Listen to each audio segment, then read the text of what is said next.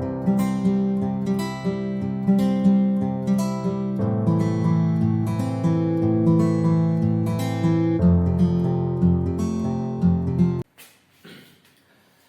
Back to our channel easy mathology. अस्सलाम वालेकुम।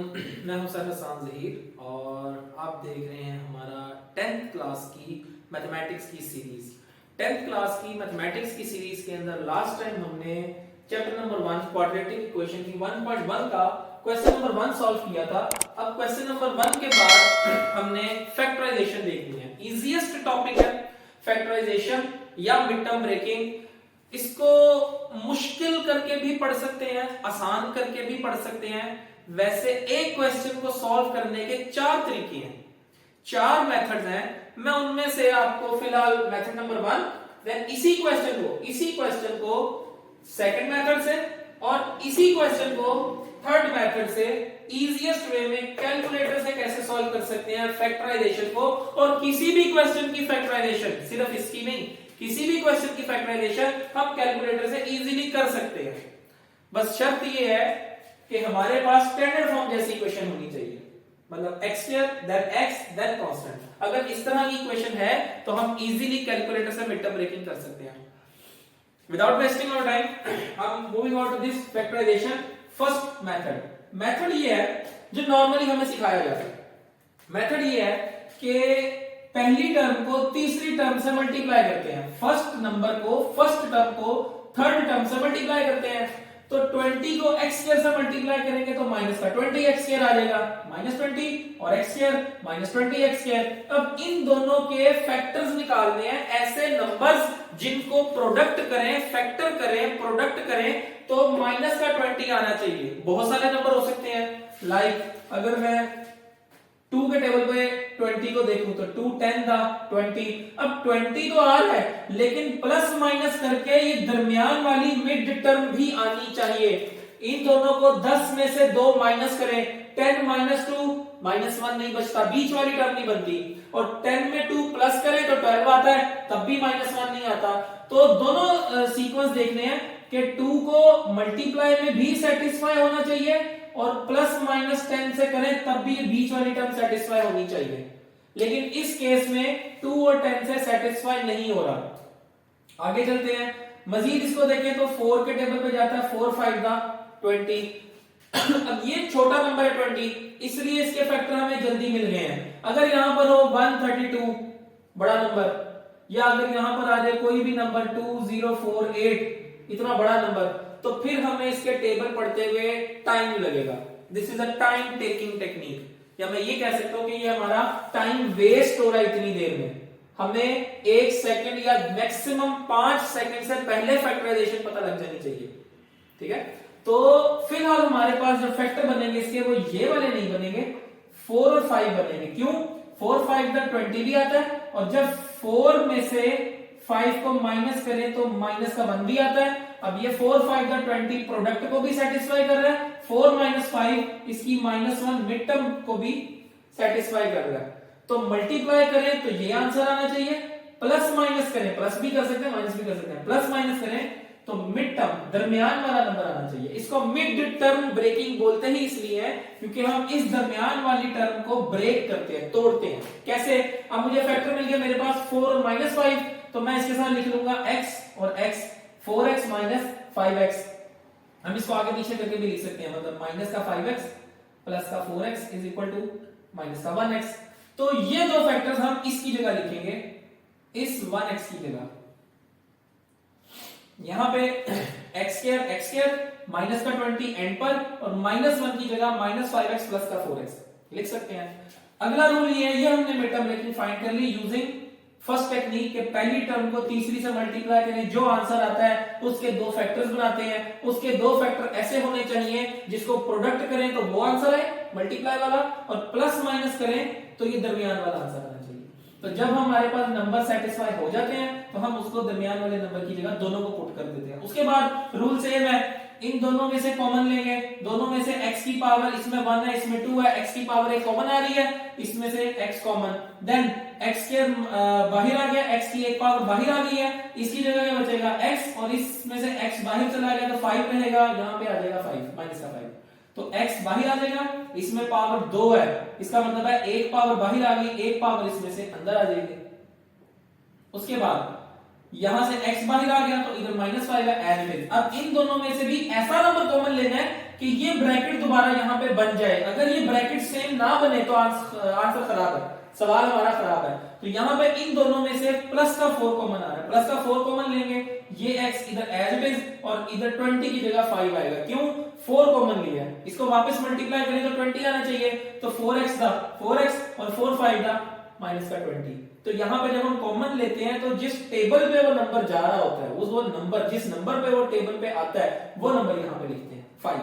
तो यहां पे x 5 x 5 फिर दोनों में से कॉमन आ रहा है, ax 5 bx 5 बाहर निकाल लेंगे, कॉमन तो बचेगा क्या x और 4, ये दोनों x -5 बाहर एक दफा लिखेंगे क्योंकि कॉमन है, ये x + 4 आगे एज इट इज। अब जब दो ब्रैकेट्स हमारे पास आ गई हैं तो हम इन दोनों को अलग अलग सॉल्व करेंगे।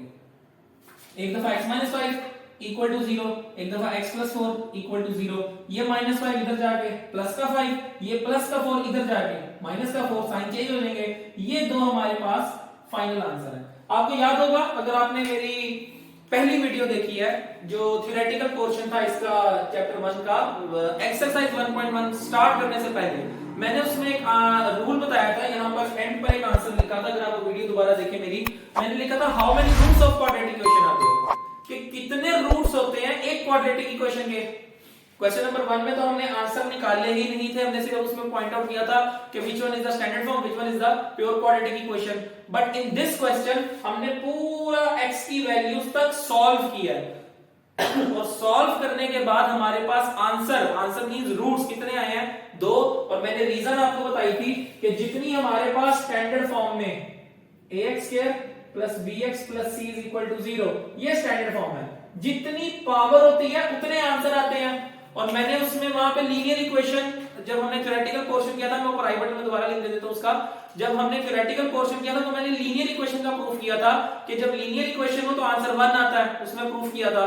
अब पावर 2 हो तो आंसर कितने आते हैं, 2। अगर पावर 3 हो तो आंसर आएंगे 3, अगर पावर 4 हो तो आंसर आएंगे 4। तो इट मींस अभी 1.3 एक्सरसाइज में ऐसे सवाल भी आएंगे जिसकी पावर 4 होगी, तो उसके आंसर या उसके रूट्स भी कितने आएंगे, 4 आएंगे। तो बेसिकली प्रूफ ये हो गया है कि क्वाड्रेटिक इक्वेशन की टर्म्स 3 होती है, नंबर ऑफ टर्म्स 3 होती है, रूट्स आंसर्स हमेशा 2 होते हैं। और 2 क्यों होते हैं? क्योंकि इसकी जो पावर है वो हमारे पास कितनी है, 2। जितनी पावर होती है उतने उसके आंसर आते हैं। ये चीज भी हमारे पास सेटिस्फाई होगी। सेकंड मेथड, इसी का सेकंड मेथड, यही इक्वेशन है जो यहां पर सॉल्व किया, जाहिर आंसर सेम आएंगे क्योंकि इक्वेशन सेम है। तो अब इसमें क्या करना है, वही काम करना है कि जो यहाँ पे कांस्टेंट होता है ना, बेसिकली कहना मैं ये चाह रहा हूं, पहली टर्म को तीसरी टर्म से मल्टीप्लाई करें तो आंसर क्या आया था, 20x²। पहली टर्म को तीसरी से मल्टीप्लाई करें, आंसर आ रहा है 20, 20। इस 20 का एलसीएम ले लेते हैं, जैसे हम छोटे होते स्कूल्स में एलसीएम करते थे प्राइमरीज के अंदर। तो 2 10 दा 20, फिर 2 5 दा 10, देन 5 1 दा 5। नाउ अब हमारे पास ये जो नंबर्स आए हैं ये वाले, इन्हीं नंबर्स को आगे पीछे रख के हम मल्टीप्लाई करके देखेंगे कि हमारे पास फैक्टर्स कौन से आ रहे हैं। यहां से या तो हम डायरेक्ट निकाल सकते हैं 2 नंबर्स लेकिन अगर हमने और थोड़ा स्पेसिफिक होना है कि हमें नंबर्स पता लग जाए, मल्टीप्लाई हम खुद कर लेंगे, तो हमें यहां से नंबर पता लग रहे हैं। अब अगर मैं 5 को 2 से करूं तो आंसर आता है 10, और इस 10 को इस 2 से मल्टीप्लाई कर दूं तो 10 2 दा 20 आंसर आता है। लेकिन अभी हमने यहां पर भी देखा था कि जब 2 और 10 होता है तो मिड टर्म ब्रेकिंग सेटिस्फाई नहीं होती, मतलब ये 20 तो बन रहा है लेकिन ये -1 नहीं बन रहा, 10 + 2 -1 नहीं बन रहा, 10 - 2 तब भी -1 नहीं बन रहा। तो यहां पे अब हमारे पास इस 2 को इस 2 से मल्टीप्लाई करें 4 और बचा क्या 5, तो 4 5 दा 20, और 5 और 4 को प्लस माइनस करें तो -1 भी आता है। इसका मतलब है यही स्पेसिफिक नंबर है जिसको आगे पीछे करके सॉल्व करें तो मिड टर्म ब्रेक हमें मिल जाती है, मिड टर्म के फैक्टर्स हमें मिल जाते हैं। तो -5 प्लस का 4 कर दें, साथ इसके x लगा दें तो ये -5x प्लस का 4x, ये दो फैक्टर्स हमारे पास बनते हैं। अब आगे वही सारा काम है जो यहां पर किया था, पहले इन दोनों में से कॉमन लेंगे, इन दोनों में से कॉमन निकालें तो क्या बचता है x बाहर आ जाएगा, इधर x और इधर माइनस का 5, इन दोनों में से 4 कॉमन आ जाएगा, 4 बाहर आएगा तो यहाँ पे x माइनस 5, क्यों वही चीज है 4x का 4x और 4 5 का माइनस का 20, देन इन दोनों में से x माइनस 5 फिर बाहर आ जाएगा, x प्लस 4 आगे, और देन जब हमारे पास दो ब्रैकेट्स बन जाएंगी, ये बेसिकली फैक्टराइजेशन हो गई है, दो ब्रैकेट्स बन जाएंगी तो एक दफा x माइनस 5 0 के बराबर, एक दफा x प्लस 4 0 के बराबर, ये माइनस 5 इधर जाके इक्वेशन की इस तरफ प्लस का 5, ये प्लस का 4 इक्वेशन के इधर जाके माइनस का 4। यहां तक हमारे पास ये सेकंड मेथड भी कंप्लीट। अब इसके दो मेथड वैसे और हैं, लेकिन मैं फिलहाल अब कैलकुलेटर के मेथड पर चलूंगा और कैलकुलेटर से इसको इजीली कैसे सॉल्व करते हैं वो हम इसमें देखेंगे।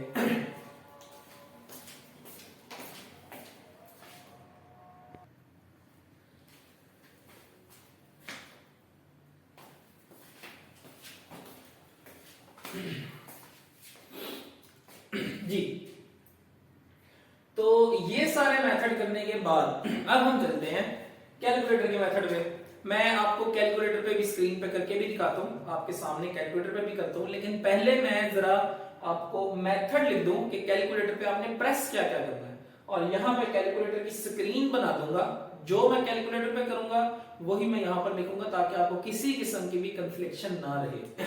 और इसके ऊपर एक स्पेसिफिकली डेडिकेटेड वीडियो भी बना दूंगा कि फैक्टराइजेशन को कैलकुलेटर पे कैसे सॉल्व करते हैं, एक स्पेशल वीडियो सिर्फ कैलकुलेटर की, और एक क्वेश्चन या मैक्सिमम दो क्वेश्चन में कैलकुलेटर से भी करवा दूंगा, पेपर के ऊपर, बोर्ड पे नहीं पेपर के ऊपर करवा दूंगा। सबसे पहले रूल नंबर 1, आपने सबसे पहले प्रेस करना है मॉड का बटन। कैलकुलेटर पे सबसे पहले मॉड का बटन प्रेस करना है। मॉड के बटन पे जाएंगे तो आपके पास 8 ऑप्शंस आएंगी, कैलकुलेटर पे 8 ऑप्शंस आएंगी। उसके बाद दूसरे नंबर पर आपने EQN ये लिखा होगा 5वें नंबर पे, 5वें नंबर पर EQN लिखा होगा, 5 प्रेस करेंगे। EQN इक्वेशन को डिनोट करता है, EQN स्टैंड फॉर इक्वेशन। उसके बाद तीसरे नंबर पर EQN में आने के बाद थर्ड ऑप्शन पे ax² plus bx plus c, ये स्टैंडर्ड फॉर्म लिखी होगी जो हमारी क्वाड्रेटिक इक्वेशन की होती है। फिर हम प्रेस करेंगे 3, सबसे पहले प्रेस करेंगे मॉड, देन प्रेस करेंगे 5, देन प्रेस करेंगे 3, और तो हमारे पास कैलकुलेटर की स्क्रीन कुछ ऐसी बन जाएगी, a b और c लिखा आ जाएगा। कैलकुलेटर की स्क्रीन पे भी मैं करके भी दिखाता हूं। उसके बाद जो हमारे पास इस क्वेश्चन के अंदर कांस्टेंट्स हैं, इस x² के साथ क्या लिखा हुआ है, कुछ नहीं तो 1, इस x के साथ क्या लिखा हुआ है, कांस्टेंट कोई भी नहीं तो क्या होगा 1 मतलब -1, और एंड पर क्या लिखा हुआ है -20। तो सबसे पहले कैलकुलेटर के ऊपर 1 लिख के इक्वल प्रेस करेंगे तो a के नीचे आ जाएगा पहला कांस्टेंट 1, देन -1 लिख के इक्वल प्रेस करेंगे तो b के नीचे लिखा आ जाएगा -1, देन हमारे पास लास्ट कांस्टेंट क्या -20, -20 लिख के इक्वल प्रेस करेंगे तो कैलकुलेटर पे c के अंदर आ जाएगा -20, देन x इज इक्वल, एक दफा फिर इक्वल प्रेस करेंगे, ये तीनों लिखने के बाद सिंपल इक्वल प्रेस करेंगे तो x इज इक्वल टू आ जाएगा 5, दोबारा इक्वल प्रेस करेंगे तो x इज इक्वल टू आ जाएगा -4। बेसिकली ये जो 5 और ये जो -4 है, ये कैलकुलेटर हमें डायरेक्ट इसके आंसर्स प्रोवाइड करता है। इस पूरी इक्वेशन को सॉल्व किए बगैर कैलकुलेटर हमें आंसर बता रहे हैं कि इस इक्वेशन के ये आंसर आने चाहिए। इससे एक चीज ये भी वेरीफाई होगी, जो स्टूडेंट्स इस मेथड से करें वो एटलीस्ट कैलकुलेटर से आंसर वेरीफाई कर सकते हैं, जो स्टूडेंट इस मेथड से करें वो भी एटलीस्ट आंसर वेरीफाई कर सकते हैं। अब मेरा क्वेश्चन ये है कि कैलकुलेटर से मुझे ये मिड टर्म ब्रेक कैसे मिलेगी, -5 और +4, ये कैसे मिलेगी? तो जो कैलकुलेटर की स्क्रीन पर ये आंसर आते हैं x इज इक्वल टू 5, हमने क्या करना है इस इक्वेशन के अंदर x का स्क्वायर एज इट इज और लास्ट -20 भी एज इट इज। ये जो आंसर आया है होल नंबर, ये अगर +5 है तो यहां पे इसका साइन चेंज कर देंगे -5, अगर ये -4 है तो यहां पे साइन चेंज कर देंगे +4, मिड टर्म ब्रेकिंग ये भी वही है, यहां से भी हमें वही मिलती है। इट मींस साइन चेंज कर दें आंसर का तो वो हमारे पास फैक्टराइजेशन या मिड टर्म ब्रेकिंग होती है। सिंपलेस्ट है, ठीक है। मैं भी कैलकुलेटर में भी आपको इसको करके दिखाता हूं, लेकिन मैं कहना ये चाह रहा हूं कि हमें आंसर भी मिल गए जो आने चाहिए, प्लस इनके अगर हम साइन चेंज कर दें, +5 है -5x कर दो, -4 है प्लस का 4x कर दो, तो ये वही मिड टर्म ब्रेक बनते हैं जो हमने इस स्टेप में भी देखे और इस स्टेप में भी देखे हैं। यहां से आगे ऑनवर्ड हमने क्या करना है, यही सारे स्टेप्स करने हैं जो हम पहले सीख चुके हैं। आंसर भी वेरीफाई हो जाएगा, ये आंसर है और हमारे पास मिड टर्म ब्रेकिंग भी हमारे पास आ रही है। मैं कैलकुलेटर से आपको इसको करके दिखाता हूं।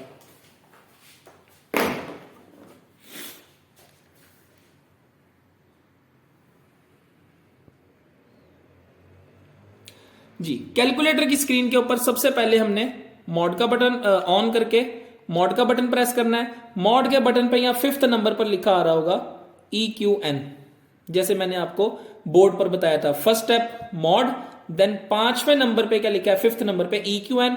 यहां से मैं 5 प्रेस करके इस इक्वेशन पर आ जाता हूं। यहां पे मेरे पास काफी सारी इक्वेशन हैं, मुझे इनमें से फिलहाल तीसरे नंबर पर ax² + bx + c = 0 ये क्वाड्रेटिक इक्वेशन की स्टैंडर्ड फॉर्म है। यहां पर मैं इसके बाद 3 प्रेस करता हूं तो कैलकुलेटर की स्क्रीन मेरे पास ऐसी बन जाएगी जैसी मैंने पहले बोर्ड पर बनाई थी, a फिर ये b फिर ये c। अब मैंने इसमें कांस्टेंट कौन से एंटर करने हैं जो मेरे पास क्वेश्चन में थे। सबसे पहले +1 लिख के इक्वल प्रेस कर दें तो यहां 1 के नीचे a के नीचे 1 लिखा आ जाएगा। दूसरा कांस्टेंट मेरे पास था -1, ये लिख के इक्वल प्रेस करेंगे तो यहां पे ऑटोमेटिकली -1 आ जाएगा। देन तीसरा मेरे पास क्या था, -20, देन यहां पे -20 लिख के इक्वल प्रेस करेंगे तो यहां पे हमारे पास C के अंदर -20 लिखा आ जाएगा। उसके बाद एक दफा इक्वल दबाएंगे, सिंपल इक्वल, तो यहां पे x की वैल्यू क्या आ रही है, x1 = 5 जैसे मैंने बोर्ड पर लिखी थी। और देन यहां पे दोबारा इक्वल दबाएंगे तो ये आ जाएगा x2 = -4। वो +5 और -4 इनके सिंपल क्या करने हैं, साइन चेंज करने हैं। ये पूरी जो मैंने आपको बोला था बोर्ड के ऊपर वो मैं दोबारा आपको दिखा देता हूं। सबसे पहले आपने मॉड के बटन पे जाना है, मॉड पे जाके 5 नंबर पर इक्वेशन आ जाए, इक्वेशन में आने के बाद तीसरे नंबर पर ax² + bx + c ये ABC, देन आपने 1 प्रेस करना है, पुट हो जाएगा यहां पे कैलकुलेटर पे। देन -1 इंसर्ट करना है, -1 इंसर्ट हो जाएगा। देन -20 इंसर्ट करना है, इक्वल दबा दें, -20 इंसर्ट हो जाएगा। फिर एक दफा इक्वल दबाएंगे तो x का पहला आंसर, देन इक्वल दबाएंगे तो x का दूसरा आंसर। सिंपलेस्ट है। ये वैल्यूज हम रफ में लिख के तो इनके साइन चेंज कर देंगे तो मिड टर्म ब्रेकिंग हो जाएगी। अगेन कैलकुलेटर को नॉर्मल पोजीशन में लाने के लिए, नॉर्मल पोजीशन पर लाने के लिए मॉड का बटन दबाएंगे, 1 प्रेस करेंगे, कैलकुलेटर नॉर्मल पोजीशन पर आ जाएगा। अब हम चलते हैं वापस बोर्ड पर।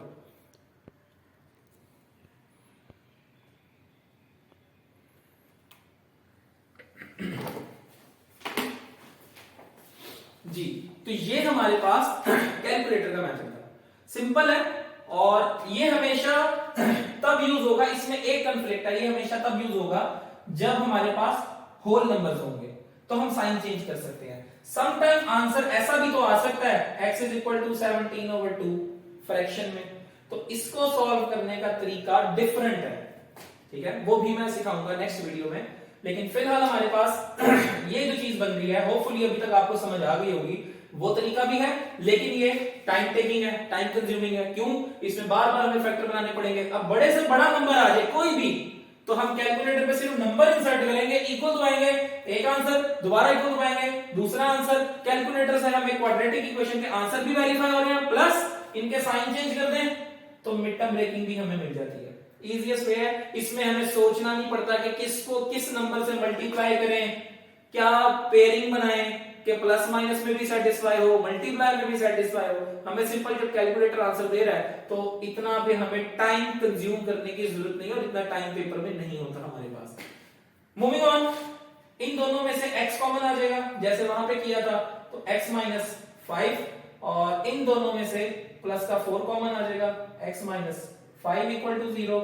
और उसके बाद वही सारा मेथड जो हमने यहां पे किया था, इसमें एक दफा x - 5, एक दफा x + 4 = 0, दो दफा सॉल्व करेंगे, एक दफा x - 5 = 0, एक दफा x + 4 = 0। यहां से x + का 5 और यहां से x = -4, और ये वही आंसर है जो कैलकुलेटर ने हमें दिए थे। और इन दोनों को ऐसे सोल्यूशन सेट में लाजमी लिखना है, वरना एक नंबर सोल्यूशन सेट का कट जाता है। ये सोल्यूशन सेट इसमें भी आएगा एज इट इज, यही सोल्यूशन सेट इसमें भी लिखेंगे क्योंकि आंसर सेम है, इक्वेशन सेम है। मैं बस ये बताना चाह रहा हूं कि एक क्वेश्चन को करने के मल्टीपल मेथड्स होते हैं, ये भी 3 मेथड हैं, एक मेथड और है फैक्टराइजेशन करने का तो वो भी देखेंगे इंशाल्लाह ताला।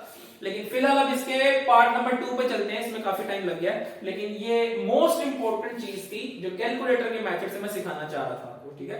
मोस्टली इस मेथड से बच्चे नहीं करते, स्टूडेंट्स नहीं करते, तो मेरी प्रेफरेंस ये है कि जब टाइम कंज्यूम ना करना हो आपने, तो आप इजीली कैलकुलेटर का सहारा लें, क्योंकि कैलकुलेटर अलाउ होता है बोर्ड में, तो कैलकुलेटर से हम इसको इस तरह से सॉल्व कर सकते हैं। और ये चीज जितना मैंने ये ब्लॉग बनाया और ये लिखा है, ये आपको समझाने के लिए लिखा है, ये आपने क्वेश्चन के अंदर नहीं करना, आपने डायरेक्ट सिर्फ रफ में सोच लेना है, ये कैलकुलेटर पे कर लेना है, और देन इस स्टेप के बाद डायरेक्ट ये वाला स्टेप करना है, ये चीज बीच में से माइनस हो जाएगी।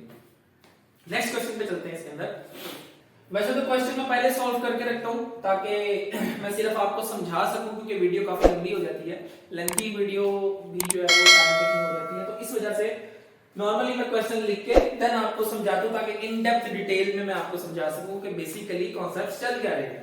इस क्वेश्चन को जरा शॉर्ट क्वेश्चन है, ये लॉन्ग क्वेश्चन में नहीं आ सकता, तो इसको मैं खुद सॉल्व करता हूं। यहाँ पे सबसे पहले यहाँ पर 3y² एज इट इज आपके सामने सॉल्व करेंगे, y को y से मल्टीप्लाई करेंगे तो y², जैसे हम लास्ट में पहले वीडियो में x को x से मल्टीप्लाई करते थे, तो जब सेम वेरिएबल हो तो पावर ऐड हो जाती है, यहाँ पे y की पावर 1 y की पावर 1 y का स्क्वायर हो जाएगा, y की पावर 1 + 1 2।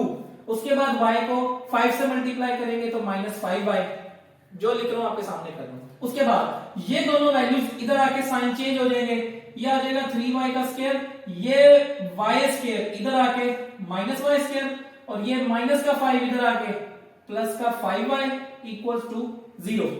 देन यहां पे 3y² और -1y², 3 - 1 2, तो इन दोनों को सॉल्व करके 2y² और ये प्लस का 5y एज इट इज। उसके बाद इन दोनों में से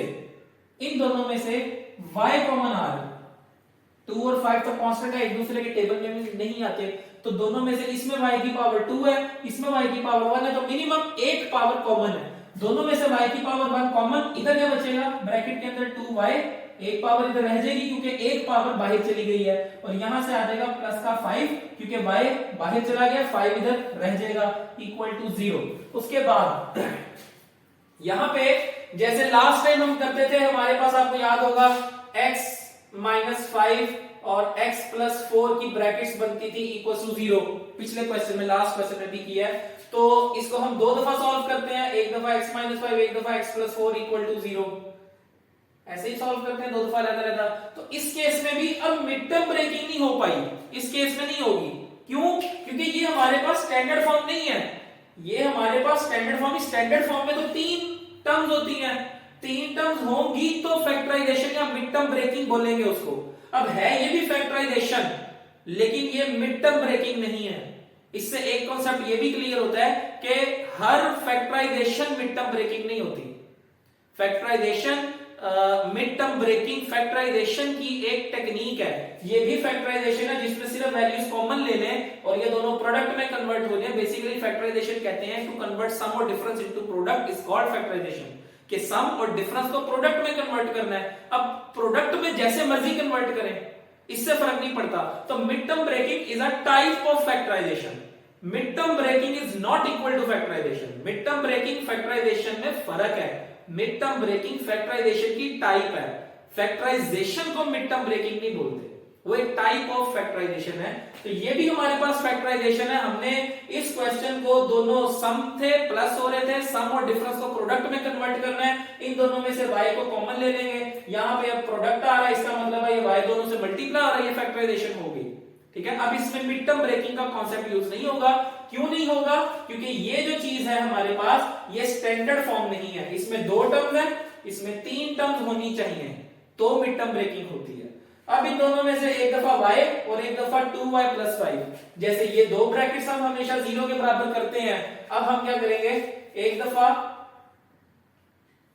यहां से y 0 के बराबर और एक दफा ये पूरी ब्रैकेट 0 के बराबर, तो यहां से आ जाएगा हमारे पास 2y plus 5 is equal to 0। यहां से एक आंसर ये डायरेक्ट आ गया, y इज इक्वल टू 0, और यहां से 2y इज इक्वल टू ये 5 इधर जाके 0 के साथ -5 हो जाएगा, और 2 इधर जाके 2 यहां मल्टीप्लाई हो रहा है, बीच में कोई प्लस माइनस नहीं, मल्टीप्लाई हो रहा है, तो जो चीज मल्टीप्लाई होती है वो इधर आके डिवाइड होती है। y इज इक्वल टू -5 के नीचे आ जाएगा 2, ये 2 यहां मल्टीप्लाई हो रहा है, इधर जाके 5 के नीचे, तो एक आंसर हमारे पास ये आ गया। जब हमारे पास इस तरह आंसर आ जाते हैं, दो आंसर हमेशा आएंगे, क्यों? क्योंकि इसकी पावर कितनी है, दो, जितनी पावर होती है उतने आंसर आते हैं, तो ये हमारे पास सॉल्यूशन सेट आ जाएगा। आप एसएस शॉर्ट फॉर्म है सॉल्यूशन सेट की, तो ये हमारे पास एक दफा 0 और एक दफा -5/2, ये हमारे पास सॉल्यूशन सेट इसका होता है। तो ये कंप्लीट क्वेश्चन था फैक्टराइजेशन का। अब इसमें मिड टर्म ब्रेकिंग यूज नहीं हुई। मूविंग ऑन, नेक्स्ट जितने क्वेश्चंस होंगे उसमें मिड टर्म ब्रेकिंग ही करेंगे, लेकिन जिसमें स्टैंडर्ड फॉर्म ना हो उसमें मिड टर्म ब्रेकिंग यूज नहीं करते हम लोग। तो ये भी द पार्ट ऑफ फैक्टराइजेशन, और छोटा क्वेश्चन था इसलिए इसको मैंने खुद ही सॉल्व कर लिया आपके सामने वीडियो में। इंशाल्लाह ताला नेक्स्ट टाइम हम इसके मजीद दो पार्ट और करेंगे फैक्टराइजेशन के, यूजिंग कैलकुलेटर भी और कैलकुलेटर के बगैर भी। जिसमें फ्रैक्शनल फॉर्म आती है वो भी कैलकुलेटर से कर लेंगे, वो एक दो क्वेश्चंस हैं उसमें आती हैं, तो वो भी हम लोग कर लेंगे इंशाल्लाह ताला। तो अगर आपको वीडियो पसंद आई और समझ आई और कॉन्सेप्ट्स क्लियर हो गए हो आपके, specially for factorization by using calculator method, then हमारे चैनल को सब्सक्राइब करें, लाइक करें, और कमेंट्स में हमें बताएं आपको हमारी वीडियोस कैसी लगती हैं। ताकि और अगर आपने कोई क्वेश्चन करवाना है, कोई रिव्यू एक्सरसाइज का, कोई एग्जांपल का, या कोई और क्वेश्चन करवाना है, वैसे तो मैं सारे पार्ट्स क्लियर कर रहा हूं, लेकिन फिर भी कोई एग्जांपल अगर आपने करवानी है, कोई रिव्यू में से क्वेश्चन करवाना है, तो आप हमें स्पेसिफिकली कमेंट सेक्शन में बता सकते हैं, हम उस पे भी वीडियो जो है वो बना देंगे। तो अपने दोस्तों के साथ इसको ज्यादा से ज्यादा शेयर करें, हमारे चैनल को सब्सक्राइब करें ताकि हमें भी मोटिवेशन मिले, और हम आपको बेनिफिट्स जो है इसके देंगे। और नेक्स्ट हम इसमें 9th क्लास, 10th क्लास, फिर फर्स्ट ईयर का मैथ, फिर सेकंड ईयर का एफएससी प्री इंजीनियरिंग का मैथ, वो भी इसमें कवर अप करेंगे। तो हमारे चैनल को सब्सक्राइब करें, बेल आइकन को प्रेस करें, अपने दोस्तों के साथ इसको ज्यादा से ज्यादा शेयर करें। Thank you so much, Allah Hafiz.